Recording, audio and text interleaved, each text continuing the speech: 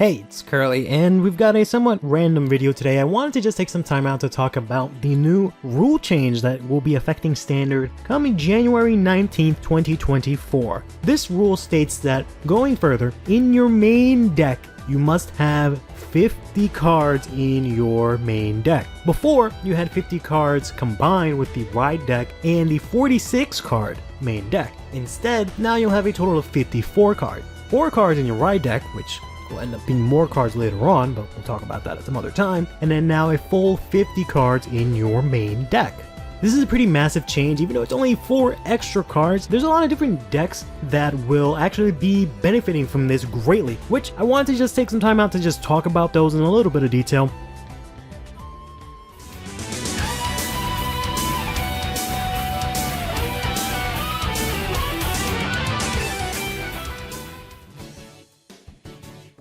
Overall, this change should be great, as it should, in theory, reduce the amount of sacking that occurs in the standard format, because now, instead of the split of your deck being 16 triggers out of 46 cards, it'll be 16 triggers out of 50 cards. So the chances of you checking triggers, or rather your opponent checking triggers on you, should slightly decrease. How much? I could do the math, but I don't want to. But more importantly, it just allows a lot of decks to have a lot of extra space. There were a lot of decks that were really tight for space because of just a lot of the auto includes that they had to play. The best example of this is the mask decks. For example, Magnolia Mask is a deck that is very heavily reliant on, first of all, hitting Persona Ride, getting Magnolia Mask to ride into it, but also getting its markers set on board. So it had to play several marker getters as well as cards to get those marker getters. And one of the weaknesses of this deck is that those things don't really do anything. While the markers bump them up to, plus 15, they really aren't too threatening. So you want to play cards that actually get power and have effects, but you don't really have a lot of space left in your deck to do so. Now with this change, you can actually play a pretty round and solid amount of cards that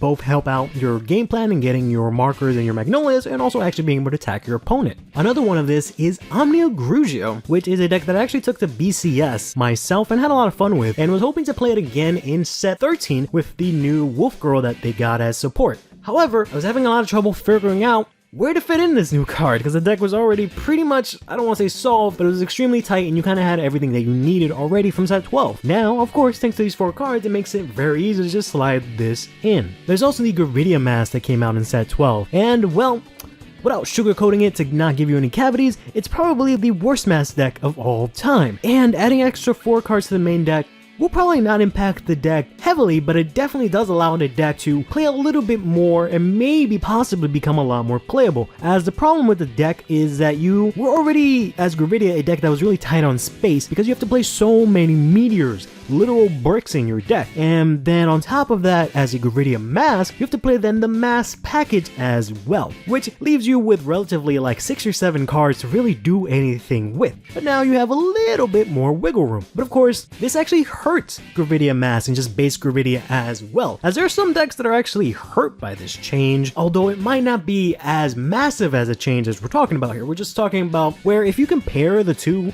where they have 46 cards to 50 cards, you'll, I'm sure, notice a difference, but whether or not it's hugely impactful is a different story. So decks like, for example, Petroka in Lyrical, a deck that needs to see a specific card in its top 7, as well as cards that are all unique in order to re-ride. Now, with an extra 4 cards in the deck, that might throw off the balance a little bit, whereas the smaller deck size, of course, allowed you to be able to get this achievement off way easier. Likewise, some decks like Greedon, or even more so Greedon Mask, Overlord, MLB, maybe even Minerva and Orphis and Hexorb, kind of really excelled because of the small deck size, as they kind of specialize in being able to compress their deck or have several drive checks, or be able to, in the case of Hexorb for example, be able to manipulate their deck. Now, Hexorb is a deck that always wants to check triggers. If there are less trigger cards in the deck, that kind of makes things a little bit more difficult to be able to actually check those triggers. Minerva is kind of a weird one because it's a deck that was somewhat shut out by your opponent taking a defensive trigger, but had a massive amount of output on their turn. Now, it does make it a little less likely that your opponent will check a defensive trigger when you attack, but it also makes it a little less likely that you'll be able to sack as much or maybe even hit your soul charges as well as you were in the past. Again, like I said, these changes are minute, but they are changes that will exist. For example, there's the Astroya deck, which specifically has to get critical triggers into Soul so you can then Soul Blast it and bind them, or at the very least, most importantly, have critical triggers specifically bound. You can still only play 8 of these in your entire deck, and it's a lot easier to get 3 of these triggers when you have 46 cards in your deck, whereas now you have 50 cards in your deck and you can still only play 8 triggers total. So unfortunately, it looks like Unica is not really getting any help from Bushiroad once again. But there are some other decks that are greatly helped by this change. Even though it seems minor, something like B Heroes greatly benefit from this because they already had a great job of thinning out their deck, but now they actually have a little bit more space to play other cards such as the Boba Mine to give them the ability to countercharge and be just a little bit more flexible, or even play more heroes if they want to. Nirvana Jiva actually has space to play all 500 of the Prayer Dragons because they insist on getting like 5 Prayer Dragons every single set. So now they actually have some more space to actually fill up their deck with that. Random examples like Bastion Prime or Bastion Accord. Now you actually have more units that you can put in your deck that are grade 3, so your conditions might actually come off more often. There is, of course, Megaloguchi, who wants a lot of the same cards in their deck that have the same name. Now you can actually play more copies of those in your deck, so you have a greater chance of being able to call from your deck the cards that you have in your bind zone. And cards in dark states, such as the amazing, great, undefeatable Barrel Magus, will now deck out less likely. Likewise, Will Chaos, who has a huge problem with decking out right now. And then there are some decks like Tamayura, for example, or Bafsagra, whose deck list was already extraordinarily tight, but now they actually have a little bit more wiggle room to try out a couple of different options. Youthberg and Eva were the best decks around this time last year. Youthberg right now is seen as a deck that's in the top 3 currently, but its build is very, very rock hard, unable to break through all the support that is needed to make Full Blast work.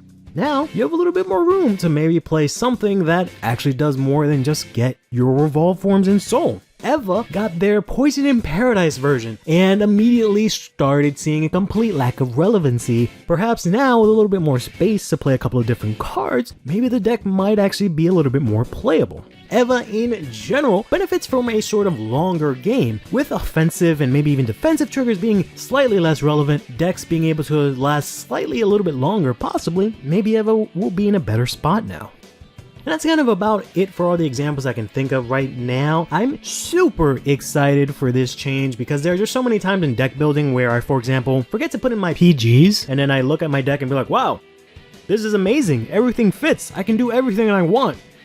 Except guard, apparently. So I'm very excited for this. I'm also super excited for the fact that this change is being implemented as soon as the January 19th. Bushiroad could very easily make us wait till we get the new wave of cards or match up the timeline with Japan, but thankfully they're actually going to let us play around with this a lot earlier than Japan did in terms of when they got their card releases. So come Lyrical 4, come Shiranui Lord, things are actually going to be pretty different from how it was on the Japanese side. Again, maybe not to a massive extreme, but there's enough where I think a change will be noticeable.